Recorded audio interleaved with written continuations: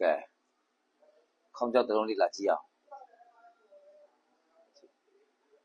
ခေါင်းကြောက်ဆိုတာတကယ်တမ်းကျတော့စဉ်းစားကြည့်တယ်သူရဲ့အခွန်ပေါ့သူရဲ့အခွန်ရဲ့အပေါ်မှာရှိတဲ့အဲ့ဒီမျက်နှာပြင်တွေကိုကြည့်ပြီးမှဒီမျက်နှာပြင်တွေရဲ့အပြောင်းအလဲမျက်နှာပြင်ရဲ့အယောင်အသွေးအဲ့ဒီမျက်နှာပြင်ပေါ်မှာရှိတဲ့ရန်ကောင်းရန်ပေါက်ခေါ်မလားနော်ဒီအချုံမို့ရန်ရဲ့တည်နေပုံတို့ရန်ပေါက်ရဲ့တည်နေပုံတို့မိုင်းရဲ့တည်နေပုံတို့သူ့အခွန်ရဲ့အယောင်အသွေးတို့အဲ့ဒါတွေကိုကြည့်ပြီးမှကဲကြောက်တလုံးကအထင်းမှာဘာဖြစ်နိုင်မလဲမှန်းဆရတာပေါ့ကွာ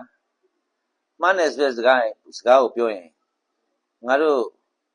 ပမာစကားမှာကျတော့ခေါင်းတော့ပဲခေါင်းတယ်ဆိုတော့ကဲအထင်းမှာသူ့ရဲ့အပေါ်မှာဒီဟာတွေရှိရင်အထင်းမှာဘာဖြစ်နိုင်ချေရှိလဲမှန်းရတာဘယ်သူမှတော့အတိအကျရေးပြောလို့မရဘူးဆိုပြီးကြည့်ရပါများမြင်ရပါများတွေ့တာများတဲ့ခါကျတော့အနည်းဆက်ဆုံးတစ်ခုကို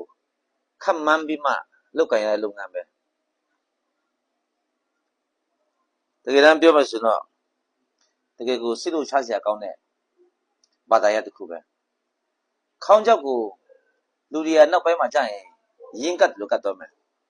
အဲ့ဒါဘာကြောင့်လဲဆိုရင်ဝါဒနာပါလေသူလဲလောက်ကစားလူမျိုးပဲဥပမာစဉ်းစားကြည့်နာ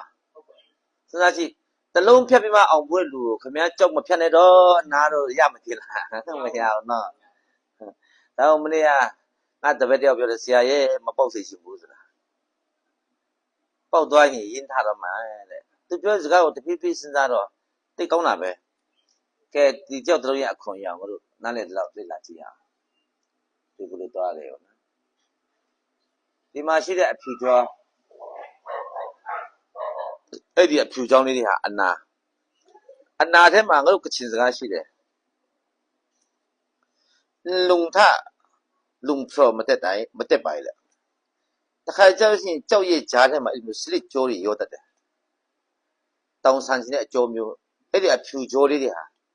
ကြီးသွားရင်တောင်ဆန်တဲ့ပုံစံဖြစ်တတ်တယ်ဒါပေမဲ့ဒီဟာတော့တောင်ဆန်တာမဟုတ်ဘူးဒီကောင်ကအနာပဲဆိုတော့သူ့မှာကြည့်ရအောင်နော်ဒီမှာပါတဲ့ဥစ္စာမဲလေးတွေ့လားဒီကိုရုပ်ပေါ်မှာနော်အဲ့ဒီမဲလေးဟာလန့်ပန်းတယ်ဒီကြောက်ရဲ့လန့်ပန်းကြောက်တုံးကခေါင်းကြောက်တစ်ခုကိုကြည့်ပြီဆိုရင်ဒီအခွန်အယောင်ညီရမယ်လို့ပြောတော့